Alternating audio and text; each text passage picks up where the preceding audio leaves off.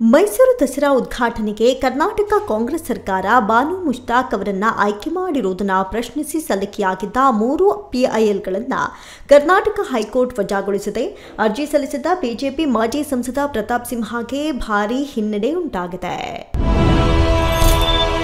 ಬಾನು ಮುಷ್ತಾಕ್ ದಸರಾ ಉದ್ಘಾಟನೆ ಹಾದಿ ಸುಗಮ. ದಸರಾ ಉದ್ಘಾಟಕರ ಬದಲಾವಣೆಗೆ ಸಲ್ಲಿಸಿದ್ದ ಅರ್ಜಿ ವಜಾ.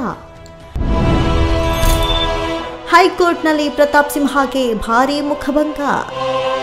ಇನ್ನು ಬುಕರ್ ಪ್ರಶಸ್ತಿ ವಿಜೇತೆ ಲೇಖಕಿ ಬಾನು ಮುಷ್ತಾಕ್ರನ್ನ ಈ ಬಾರಿ ದಸರಾ ಉದ್ಘಾಟನೆಗೆ ಸರ್ಕಾರ ಆಯ್ಕೆ ಮಾಡಿತ್ತು. ಆದರೆ ಬಿಜೆಪಿ ನಾಯಕರು ಇದಕ್ಕೆ ಭಾರಿ ವಿರೋಧ ವ್ಯಕ್ತಪಡಿಸಿದ್ರು. ಮಾಜಿ ಸಂಸದ ಪ್ರತಾಪ್ ಸಿಂಹ ಹಾಗೂ ಇತರರು ಸಲ್ಲಿಸಿದಂತಹ ಸಾರ್ವಜನಿಕ ಹಿತಾಸಕ್ತಿ ಅರ್ಜಿಯನ್ನ ಕರ್ನಾಟಕ ಹೈಕೋರ್ಟ್ ವಿಭಾಗೀಯ ಪೀಠ ವಜಾಗೊಳಿಸಿದೆ.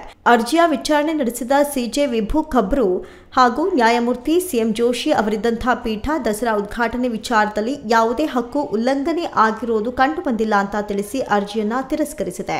ಬಾನು ಮುಷ್ತಾಕ್ ಹಿಂದೂ ವಿರೋಧಿ, ಕನ್ನಡ ವಿರೋಧಿ ಹೇಳಿಕೆ ನೀಡಿದ್ದಾರೆ ಅಂತ ಮಾಜಿ ಸಂಸದ ಪ್ರತಾಪ್ ಸಿಂಹ ಪರ ವಕೀಲ ಸುದರ್ಶನ್ ವಾದವನ್ನ ಮಂಡನೆ ಮಾಡಿದ್ರು.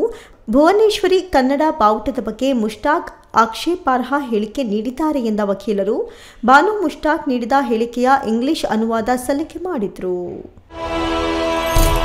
ಪ್ರತಾಪ್ ಪರ ವಕೀಲರಿಗೆ ಕೋರ್ಟ್ ಶಿಷ್ಟಾಚಾರ ಪಾಠ.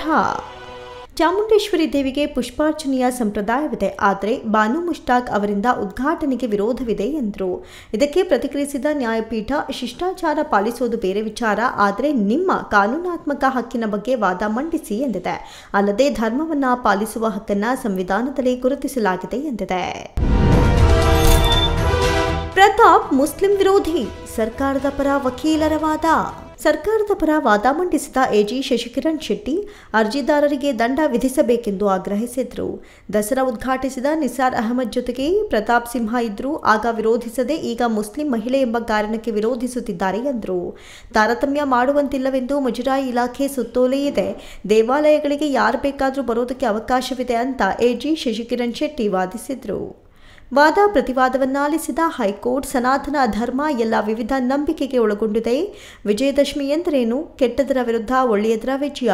ದೇಶಾದ್ಯಂತ ಈ ಹಬ್ಬವನ್ನು ಆಚರಿಸಲಾಗುತ್ತೆ ಅಂತ ಅಭಿಪ್ರಾಯ ವ್ಯಕ್ತಪಡಿಸುವ ಮೂಲಕ ಪಿಐಎಲ್ ಅನ್ನು ವಜಾಗೊಳಿಸಿ ಆದೇಶವನ್ನು ಹೊರಡಿಸಿದ್ದಾರೆ. ಗಗನ ಸ್ಪೀಡ್ ನ್ಯೂಸ್ ಕನ್ನಡ, ಬೆಂಗಳೂರು.